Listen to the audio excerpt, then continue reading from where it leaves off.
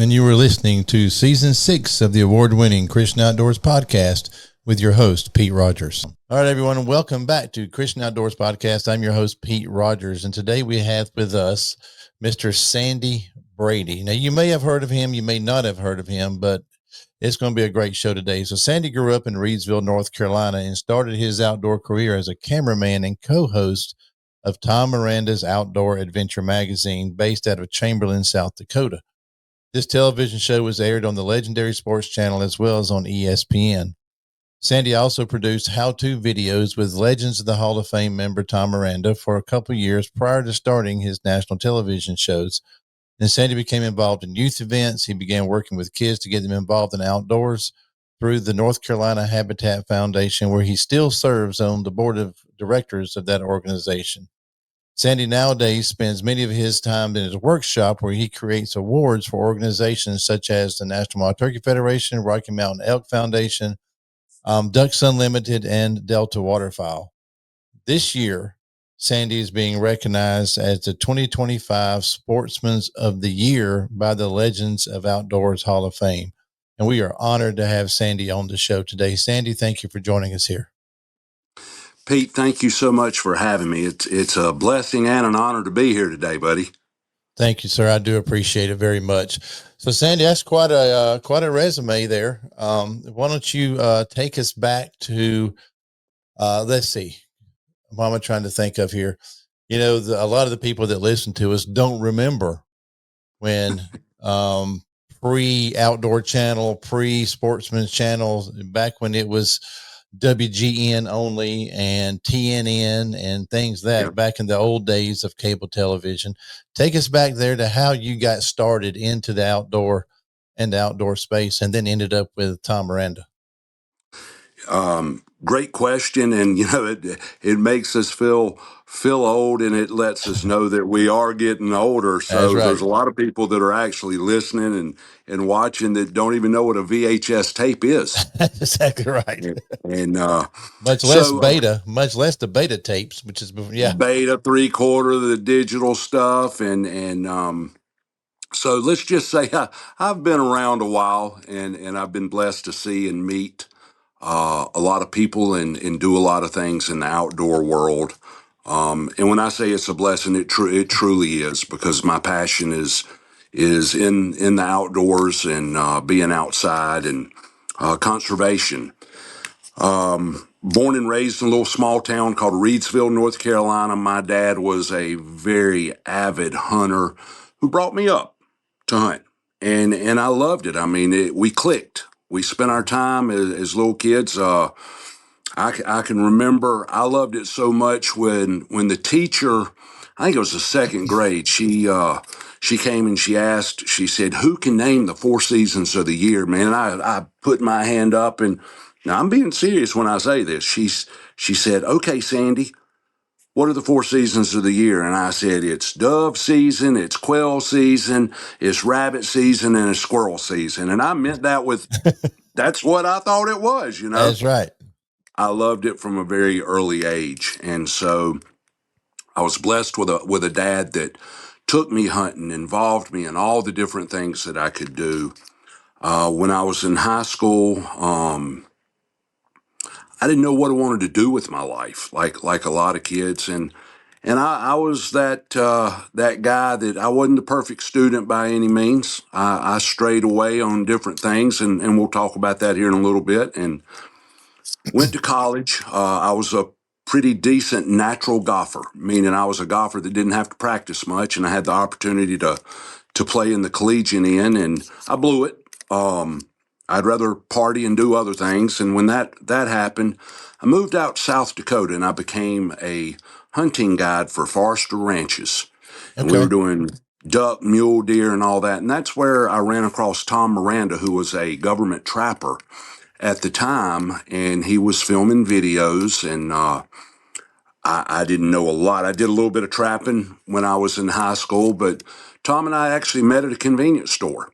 And at that time, Tom was not a big hunter by any means, and people were like, "What?" And no, Tom's background is trapping, one of the best in the world. And of course, he became and is to this day one of the best archery outdoorsmen that's walking on this earth right here. Yeah. We met at a convenience store. He had just done a video called Black Timber Bears, killed his first bear. Some other friends, I think Mark June might have been at Paul Vaz, some guys up in Canada. We talked about that, pumping gas. I'll never forget it. And Tom had on hip boots. He had been out on his trap line checking them in South Dakota. And we struck up a friendship. Well, that friendship turned around and led to, I started working for Tom, doing skinning bobcats and different things to help him make trapping bait when I wasn't guiding hunters for Forester ranches. This is out in Chamberlain, South Dakota. And the more time we spent together talking, I'm a diehard hunter myself, and he had done the videos on the trapping, done the black bear. And I said, why don't we try to do some hunting videos, And this was before the market was saturated, Right. I should say. And we were just two good old boys that knew a little bit. We weren't experts, but we knew a little bit about what we were doing. And we started doing some videos. Mm-hmm. And those videos started becoming popular. And before you know it, we had put out, I guess, close to 30 national VHS Tom Miranda outdoor instructional how-to videos, from crow hunting all the way to whitetails, turkeys, and trapping, all that good stuff. And I call it redneck fame. Gave us a little bit of redneck fame, and one thing led to another, and we ended up going into the television business, and we kind of fell up the ladder, if you know what that is. We didn't know much about it. We didn't have a background in it, but I will have to say that Tom Miranda's work ethic is unlike anybody that I've ever worked with or for. When he puts his mind to it, he's going to do it, and it's going to be done right. And just I learned a lot from the days that I was with Tom. And that's not, I still get this question a lot today, so I'll go ahead for those that do know. Back then they say, well, why did you quit? And Pete, the truth is I didn't quit. The truth is that I had developed a drug and alcohol problem, and Tom had to fire me. And at that time, I was a part owner in that company. And he will still tell you to this day, if it wasn't for my father's assistance, my father was not a rich man. He had a little means to him, but he loved the outdoors, and he believed in Tom Miranda, and he wanted to see his son do well, and it was a good opportunity, so he invested in us. And his investment paid off. Tom stood by his word and did everything. But if it wasn't for my dad, neither one of us would be in the outdoor world the way that we are today. And Tom does acknowledge that to the day, but he had to let me go. I got in a little bit of trouble, which I call that stepping stones. Mm-hmm. Stepping stones to where I am today, because I can openly talk about that, and hopefully there's somebody out there listening today that just might have a struggle going on in their life and feeling a little hopeless and helpless. And by me sharing that testimony of my story, give them a little bit of hope. Before we dive into that too deep, I want to kind of stay a little bit where you were with that, for the listener who may not understand how outdoor television evolved. Okay, let's kind of stay on that for just a minute, if you don't mind, because when y'all started, you were selling VHS tapes. There was no really outdoor TV. You'd go to, I guess, y'all go to trade shows and peddle your tapes out, or did you do it by mail order? Because there was no internet then. I mean, how did all that happen?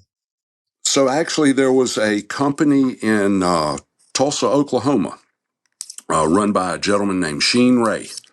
And there was 5 or 6 different groups that were actually, Roger Ragland was around back then. He's still around today. Saw him a couple of weeks ago. Trying to think whoever. I remember when the Drurys came around. They were after us, but very popular. H.S. Strutt. Yeah, Ralph and Vicky. Cianciarillo, Archer's Choice. Actually, they came after Tom and I had started.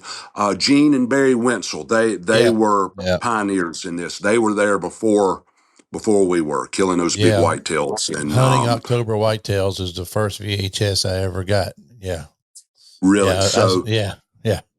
that's the way that there was no such thing as a cell phone and clicking on a TikTok or a YouTube or that kind of thing back then. It was, you filmed these tapes, and it took a whole season.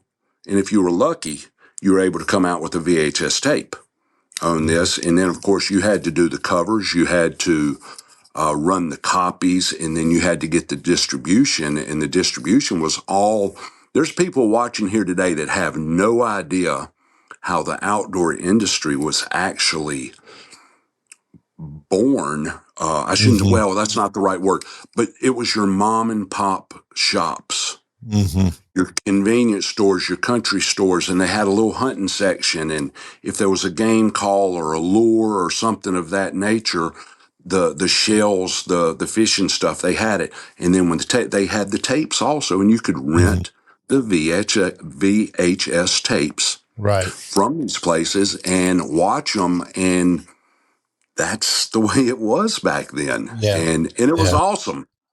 It Yeah. was really awesome. And editing was completely different because you're doing it on tape. It's not digital.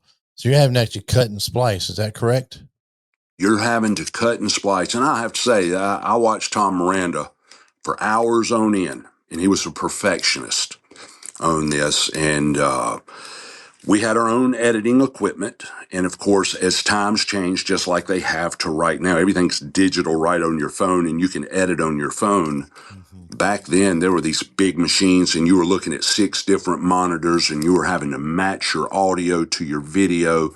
You had to match your continuity, your darkness to your lights. I mean, it was not easy. And you had to be very creative and good to do all those things. And there were some producers, I won't name who they were. They really sucked at what they did on some of that stuff. And I mean, they would go They from did. a evening shot to a middle of the day shot, and it's like, from my standpoint, I'm like, why did they do that? But your viewer never picked that kind of stuff up. Right. Then, of course, that led to the television end of things. There was TNN. That was the Nashville network. People out here listening today, they have no. That was the ticket. But if you were on TNN, now we're talking about hunting. You got to remember, you had the Jimmy Houstons, the Roland Martins, Virgil Flip Ward. Pallet. Yep. Remember old Virgil? Absolutely, I do. Yeah. I'm trying to think of the guy, Mr. White. He was from North Carolina with the zebra plane. Oh, yeah. He was the pioneer of it all in outdoor television. Yeah. And, he never did the big networks. He consolidated and went through all the local channels, but he was very successful with it. Well, then ESPN went from just being a fishing programs on Saturday mornings to where they allowed hunting programs. And that's where Tom and I were very fortunate and blessed to be able to get in on the ground floor of that. And then ESPN2 started and got in on the ground floor of that. And I do not think that ESPN has an outdoor block now. They don't. They don't. As a matter of fact, I'm going to get on a soapbox for a minute here. ESPN has very little sports anymore. It's just people talking about sports. And they don't do any hunting or fishing shows at all because they got bought by Disney, and you know what happens with that. So they don't do any of it anymore.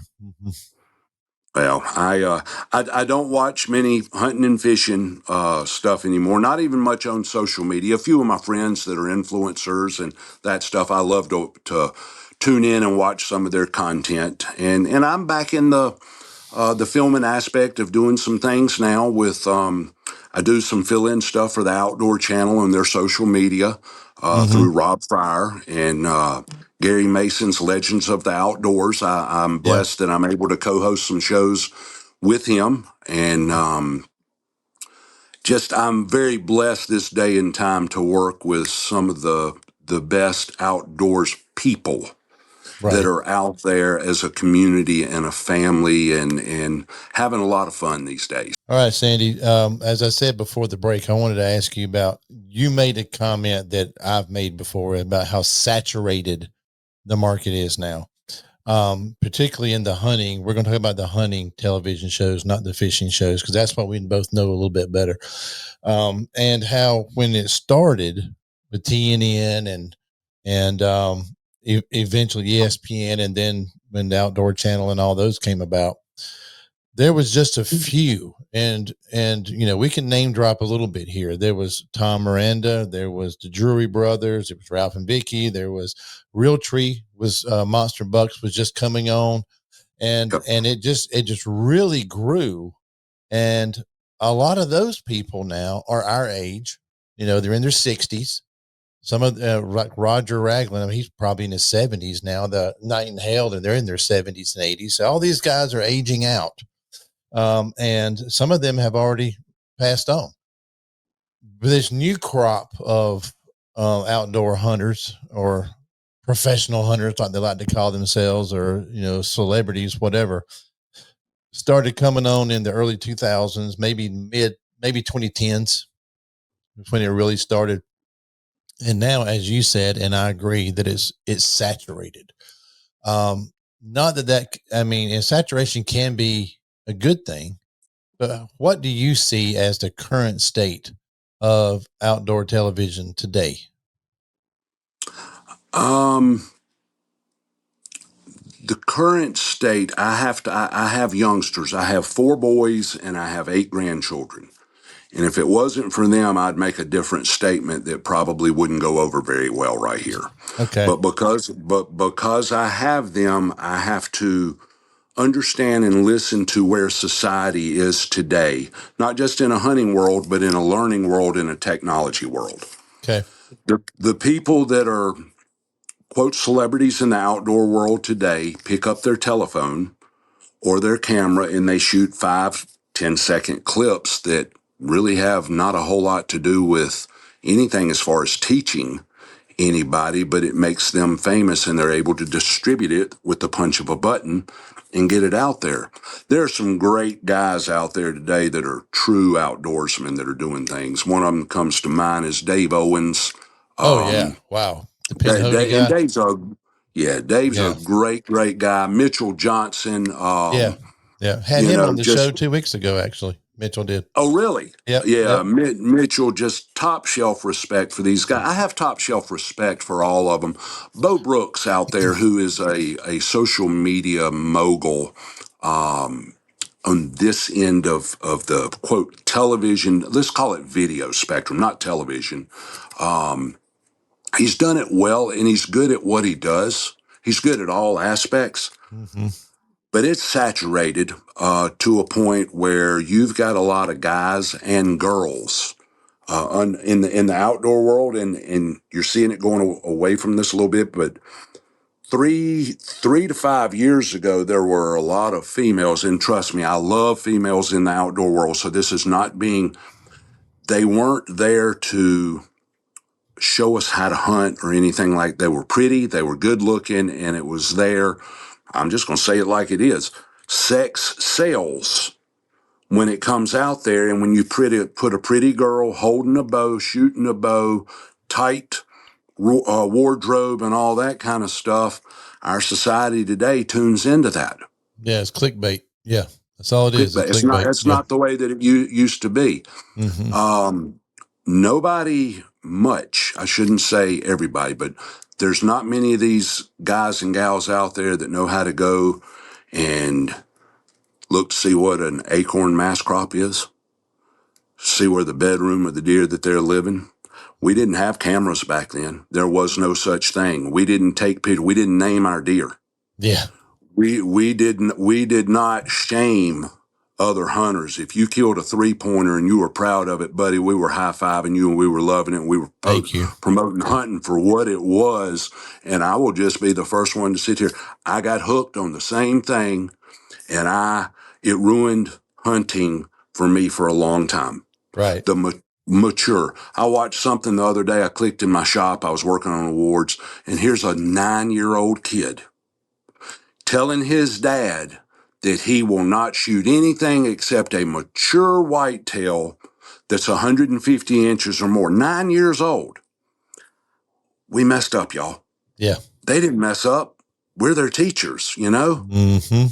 We've messed up. We that's not what hunting is. Hunting is a gift. Yeah. That God gives us. It's a heritage. It's a tradition passed down, and we've gone way past that. I could argue until the moon comes up tomorrow with anybody on that, but hunting for me today is different than it was 35 years ago.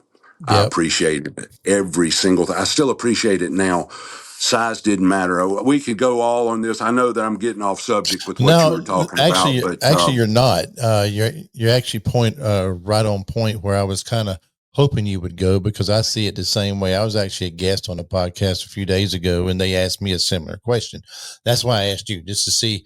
And I don't know if it's our age bracket, but and I'm not supposed to be talking this much on the show, but it appears to me that the current state of hunting is, it's not about the experience, it's about the kill.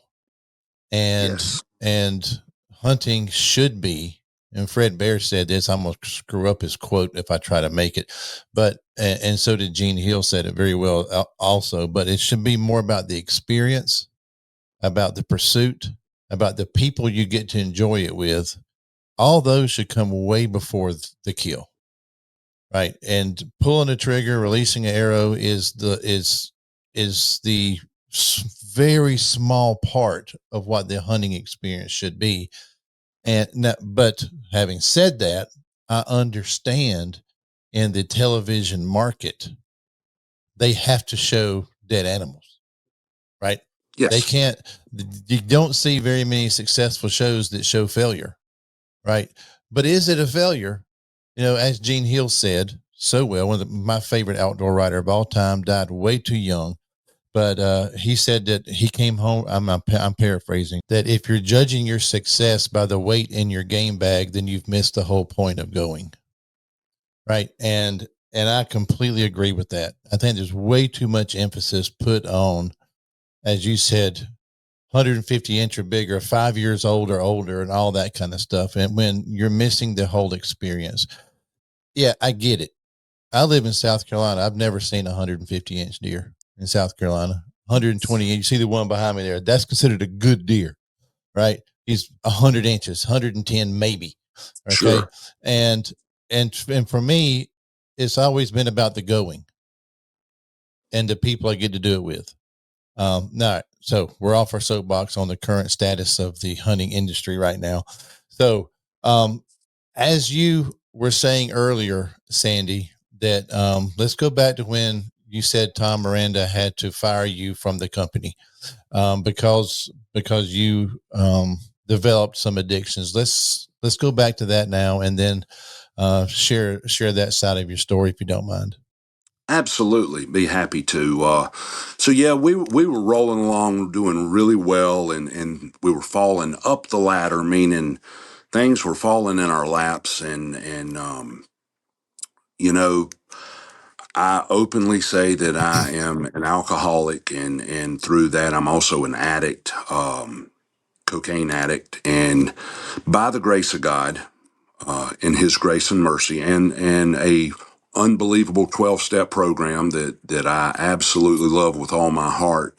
I can sit here and also say, by that grace, get Sandy out of the way. I've been sober now for 18 years, That's and awesome. Awesome. well, it's His grace, and it takes what it takes, And for anybody that's out there listening and that kind of thing, I'm not going to tell you that I take credit. I suit up and I show up, but there were people that shared their testimony and their hope story with me that got me to where I'm at today, and I try to share that with others anywhere that I go. Okay. People asked me, and they said, how did your faith grow so strong? And I said, man, if you just knew. I said, I met Jesus Christ through a kilo of cocaine and a half gallon of Jack Daniels. Wow. And their eyes get big as 50 cent pieces. And, you know, it opens up the door to share where I was, because it was a dark, dark place. And, you know, I'll go through that. I won't go through the long 1 hour talk of it, but I started dabbling, playing around. It was partying. It wasn't a problem at the time. And, you know, I was doing that some, and I jeopardized the fact of ruining Tom Miranda. Tom, I will say this open. Tom never did any of that stuff. Never knew that I was doing it. Never, ever knew. So that's just the truth. And I would hide it, and he had to fire me because of it. And with due right. And, you know, how do you fire a guy that owns part of your company and his dad's the sitting where, you know, that took some guts on his behalf. He did what it took. And as I look back on that today, I can share it and smile and say, thank you, God, for where you've gotten me today. And, you cannot outrun your addictions. You can move around the country. You can change jobs. You can change everything, your friends and all that kind of stuff. But, you know, until you surrender and get on your knees and do something about it. And I tried to surrender 1,000,000 times while I was doing it. And finally it had gotten to the point in June of 2007, and I said had, I was long gone from the TV end of the outdoors, and I owned a grading and utility company, and we had done well with that. And then the addiction started ramping up, and got to remember, I'm a father of 4 at this time, and I'm not a good father. In fact, I'm a terrible father, and I'm a terrible husband. And on June 16th actually June 14th of 2007, I was at wit's end. I was so far in debt that there was no physical, mental, human way possible that I could ever recover from where I'd put myself and my family into this situation because of my addiction. I would do whatever it took just to make sure that I had my drugs and my alcohol. And I wanted to die. Plain and simple, I wanted to die. The pain was that great. And I'm sure there's somebody out there that can relate to that. And I really want you to pay attention to what's going to come out of my mouth here in the next few minutes. I wanted to die, and I didn't know what to do. But I had been to AA meetings. I call this back problems. I'm not a one-chip wonder. I had struggled for many, many, many years. And so I would go to AA, and I'd pick up a chip and all that, and it was called back problems. See, I was going to AA because everybody was on my dadgone back. That was the reason that I was going. It was back problems. I never went for myself. And my wife had taken our youngest son. She took off to Ohio. She was done. She hated me. Hated me. She will tell you that right now. She said, and she had every right to hate me. Took off, went to Ohio with our son, that was still at home, and I just had made arrangements that I was going to exit this world. And I cried out to a God that I believed in, but I didn't have a relationship with. And I said, God, please forgive me for what I'm about to do. I didn't see any burning bush.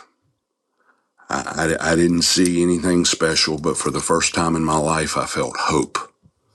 See, I surrendered at that point in time. I need to back up right here because I missed one of the important things to tell you. You know, I had mentioned early in the show that my dad had brought me up in the hunting and all. He was my king. He was my idol. He was my everything.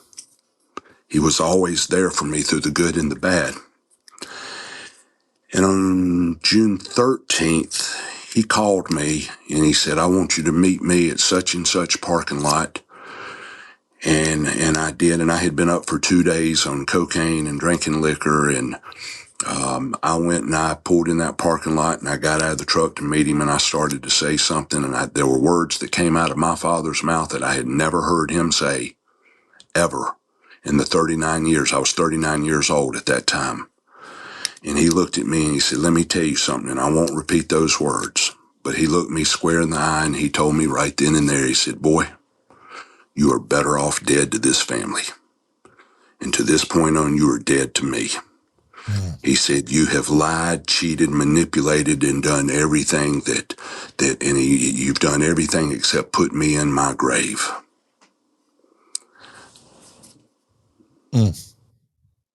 Those are hard words to hear from your hero. And he was right.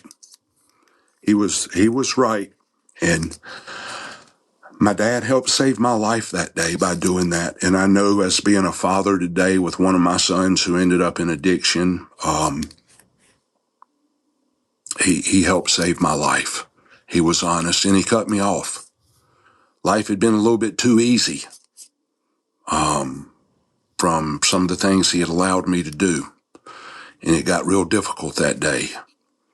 Then on June 16th of a few days later, that's when I cried out to that God that I knew existed, that didn't have a relationship, and he was there. And for the first time, I felt hope, and I didn't know what to do. Well, 2 days later, I end up in a treatment facility.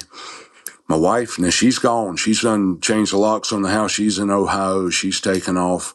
My father, hadn't talked to him since that day. I'm done with the family.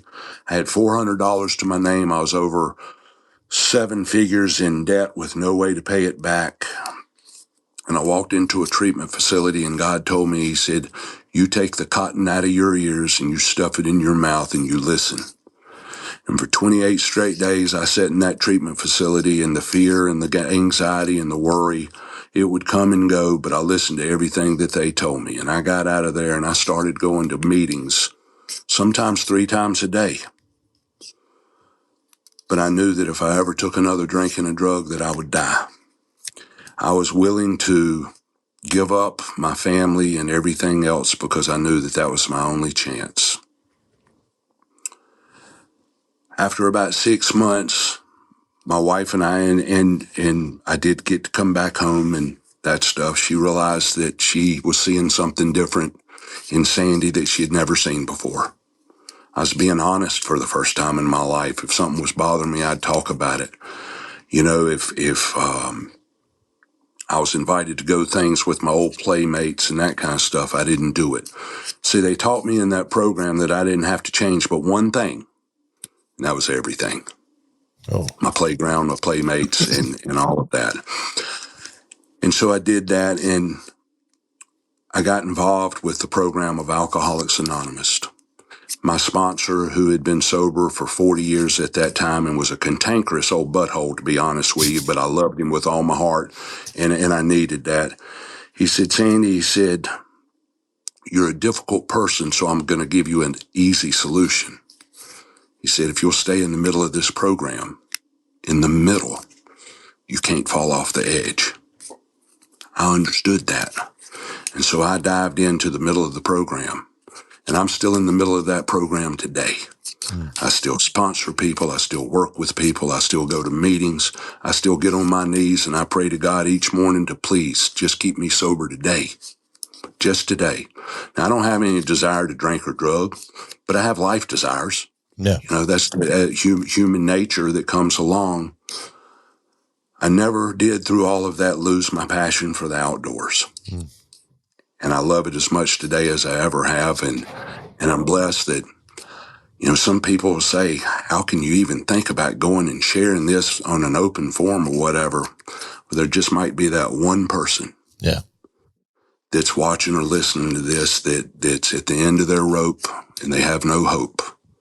And they listen to this and maybe they can get a little bit of hope. Yeah. Because I can tell you right now, no matter what you're going through, and we're all going through something. Mm-hmm. If you don't believe in God or if you're struggling with a relationship, I understand that, and it's okay. You're the ones that we want to talk to. Mm-hmm. I tell people in that situation, I said, I know how that is. I said, but you believe that I believe, right? And they say, yeah, I believe that you believe. I said, well, good. That's a good start. So why don't we do this? Why don't we pray together, number one, mm-hmm. And then if you'll do me a favor for the next 2 weeks, I want you every single morning and every single night, just get on your knees and say, whatever it is Sandy's praying to, whatever power that might be out there, I need your help. Show me some love. It doesn't take 14 days. God reveals himself in so many powerful ways to all of us. Every day. Every single day. And I will sit here, and I don't want you to think that everything's a rose bush. It's not. Like I said, life shows up each and every day, and golly, I'm a sinner every hour, you know? Yeah. Yeah. Well, that's But what Paul, my God forgives me. Paul tells us, Paul says that in Romans, he's the greatest sinner of all. And we know how we elevate Paul, right? Is that sin is always knocking at the door, and temptation is always knocking at the door. And the deceiver, Satan, his main approach is confusion and distraction. Yes. Right? Distracts us from what we know we should be doing, what we know is the right thing to do, what we know is a good behavior, what we know is right and true and pure. But distraction is the biggest thing, especially today with the social media, with the smartphones that we just continue to look at and to continue to use and to stare at for hours and hours and hours and scroll, and this distraction is everything. Yes. Man, what a powerful story, Sandy. What a powerful story. So where are you today with all of this? Like I say, I wake up every morning and I still ask God, keep me sober today, because I can't do it on my own. If I'm left to my own devices, bro, I'm going backwards, Yeah. Yeah. And about 6 years ago, I'm an artist today, a redneck artist, I call it. I create and make awards for the National Wild Turkey Federation, Ducks Unlimited, do some stuff for Rocky Mountain Elk, custom stuff. It's all handmade etching pieces with old barbed wire and tobacco sticks, barnwood, fun stuff. I really love that. And a few years back, about 6 years ago, I'll pull one out right here.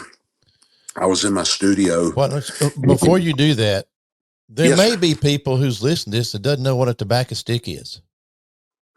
You're right. We're in the South. We know what tobacco sticks are, but Yep. tell the listener who may not know what a tobacco stick is, and then how you got to where you are with them. So we're in the South. Tobacco used to be the big product around here for farming.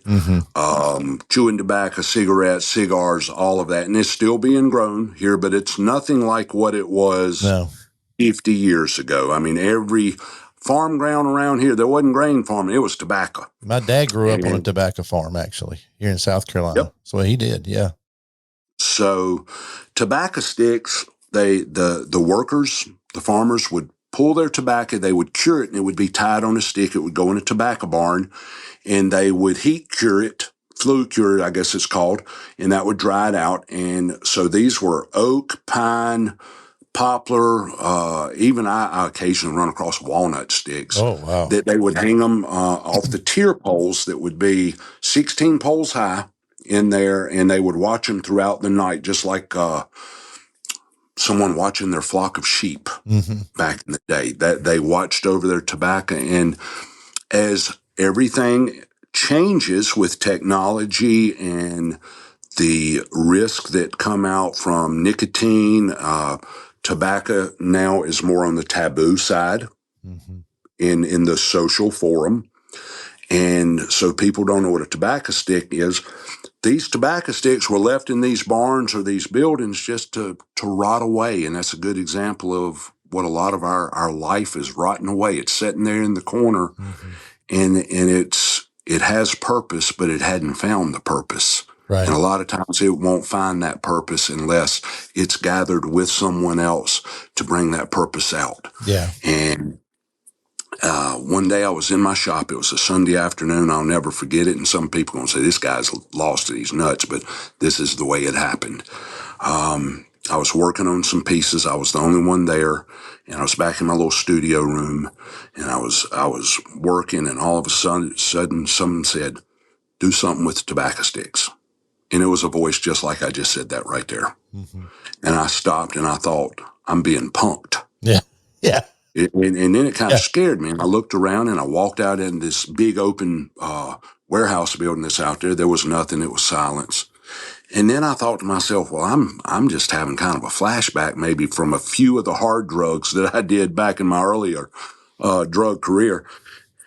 And I started back working. I was working on NWTF awards, and then it was just as clear as do something with the tobacco sticks.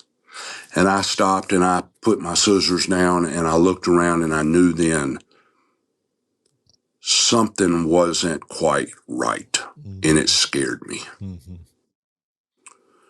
So I just, like most things I had done most of my life, I pushed it under the rug and went back to work. And it wasn't but a few minutes later. And he said, "Listen." And I turned around, and in the corner where I do my photography work of the awards that I make, and I had looked both times when this had happened, there was nothing there. And there were two tobacco sticks. One of them was about 8 inches. The other was about 4 inches, and they were in the shape of a cross. Oh, my goodness.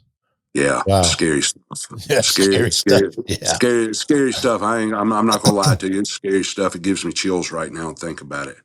I stopped what I was doing and I started cutting little crosses out of tobacco sticks. And it started with these that were about this long. And I sent a picture to my wife, Karen, and she said, "Oh, that's kind of cool." And she said, "It'd be really cool if you could make one that I could put in my wallet or on my car dashboard, something kind of smaller." So I made a smaller one, and she said even smaller than that. And so after a couple of weeks of messing around with them, and I, at that time I had a bunch of old antique nails from back in the early 1800s. The cut nails. Cut nails. That's exactly what it was. Cut nails. And I had some moss that I used on awards that I'd put there, and I started making these little small crosses. And when I first started making them, I put them on social media, and people say, "Hey, I want to buy that." And I'd sell like 10 for $5 or something. And I woke up one morning after like a year of doing that, and God said, "Don't charge for the cross. I've got you." And so as of this morning, I was cutting crosses this morning, got up early and went to my buddy Kimmy Hanks up the road here and I cut 700 this morning. Of course, there's a process of cutting every one of them. Then you got to glue them together. Then you got to attach the nail and the moss. And but I didn't look at the sheet this morning, but I'm going to say we're right there at that 109,000 mark. Oh my goodness! Little traveling pocket crosses, just like this one right here. And I've had about 4 messages this morning from people that I don't know from across the country saying, "Is there any chance that I could buy some traveling pocket crosses?" And I just tell them I don't sell them, but if you want to make a donation, and some people do and some don't, that takes care of the shipping and some of the materials. But God told me don't charge for them. Mm-hmm. And now when I've had people say, "Hey, I need 500 pocket crosses." And if it's 500 pockets, sometimes that's hard to deliver because I make them 700-800 at a time and they go quickly. But I tell people that this little cross will not save you. It absolutely will not.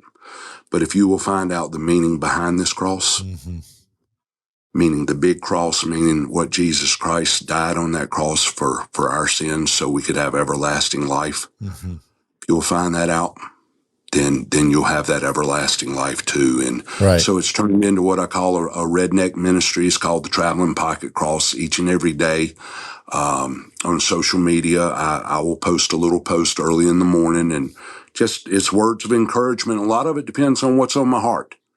If I had a bad day, but the day before and something's still eating at me, I talk about those things. But if I can encourage you to have a better day and to do better, Mm-hmm. and you can encourage me, there's a pretty good chance that we're going to end up having a good day. That's right. And if you're struggling with something going on in your life and you don't have to hold it in your heart and hold it in your head, and you can tell somebody else about that, there's a pretty good chance that that's not going to hold power over you for the day. Mm-hmm. And that's kind of the ministry of the traveling pocket crosses, and like anything that we do out there, and there's a lot, the social media aspect of the outdoor industry has also brought on a lot of hate. Yes. And a lot of jealousy. Yes. And this little joker right here has given me strength to fight it and just try to be the best positive influence that I can be for that day back at whoever's being negative. Yeah. Wow. And sometimes that's not easy. It's not at times. And Sandy, thank you for sharing that. And before I forget, it's Traveling Pocket Cross is his Instagram handle as well. And we'll put that in the show notes for anybody who's interested in finding it. But you're right. You know, and I do want to say one that, so if there's somebody out there that you got something going on that you're struggling with, that you're hurting, and you hadn't been able to talk to anybody or whatever, I'm on the face. I'm older, so I'm more on that Facebook end, but at Traveling Pocket Cross on Instagram. But I'm Sandy Brady Pocket Cross on Facebook, and the reason it's used to be Sandy Brady, but I had my identity stolen, so I had to do it the other. Send me a message on that. I'm gonna send you one of these, no charge, whatever, and just know that I send it love and hope, and no matter what you're going through, absolutely no matter what you're going through, there's a solution. There is. A good one. Yes, Yep. there is. Thank you for that, Sandy. And you're right, is that anything we can do, your Traveling Pocket Cross, a word of encouragement, whatever it is that we can do to make somebody else's day greater, better, encourage them, being kind, just be kind. There's no reason to be rude. Yes. There's no reason to be hateful. It seems that people do that when they're not happy with themselves, so they try to elevate themselves by making others look bad or negative. And as you said, you know, in recent years in the hunting industry, outdoor industry in general, it has become very cannibalistic.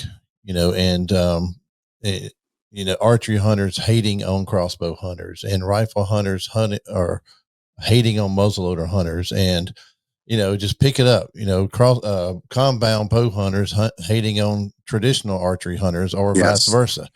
And it's officially our statement is here at Christian Outdoors: if it's legal in your state, country, or province, and you want to do that to get outdoors, we support it 100%.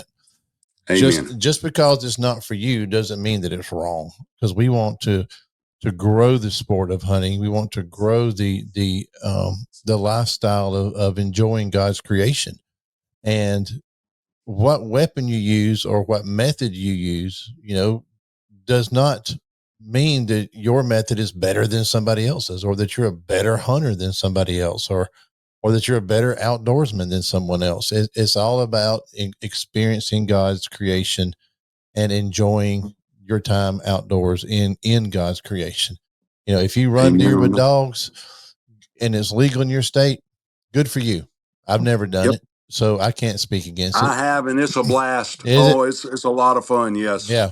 Yep. And it's for the guys in the South. It's a tradition. It is. Their great grandfathers did it, and they were houndsmen and all that. My motto is shoot what makes you happy. Amen. It's your tag. Amen. It's your tag. Amen. If it puts a smile on your face, I don't care. Yeah, I don't absolutely. care. If that spike turns you on, take it. You're going to feed the family with it, right? So, it's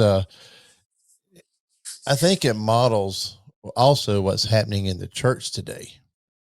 That yes. That the old joke is that, and again, this is a joke, but there's some truth in it, is that the Baptists going to be really surprised when they get to heaven and see Presbyterians there, or Methodists, or someone else, right? But we all know that the Baptists can only get to heaven if they have a covered dish. That's another joke, right? Okay. I love it. Yeah. I love it. But it's, we're all on the same team. We all love Yep. Jesus. And we believe in the Trinity. We believe in the virgin birth. We believe in the sacrifice of Christ on the cross and salvation through Jesus alone. We all agree on those. So why do we focus on the things that are insignificant? Let's focus on the things that are significant. Everyone is created in God's image, even Amen. people you disagree with, people Yep. who you politically may be very opposed to, or theologically, they're still created in God's image. And God tells us the second greatest commandment is to love your neighbor as yourself. And that's what we're called to do. And that's what we try to do here at Christian Outdoors, is to encourage people with great guests like Sandy. Sandy, I do appreciate you taking the time to record this with me again. For the listener who may not know, we had some technical difficulties the first time we tried to do it, and so we're doing it again. And I really appreciate you taking time out of your day to join us here on Christian Outdoors. I really do. It's a great story. It's a great message. Offers a lot of hope to a lot of people. So thank you, Sandy. Again, I will put all of his contact information in the show notes. And Sandy, you have any closing words before we go? Absolutely, I do. If nobody's told you they love you today, I just did, and I do. God bless, love you, mean it, and thank you for second chances, God. Amen. Amen. Thank you, Sandy Brady. Thank you.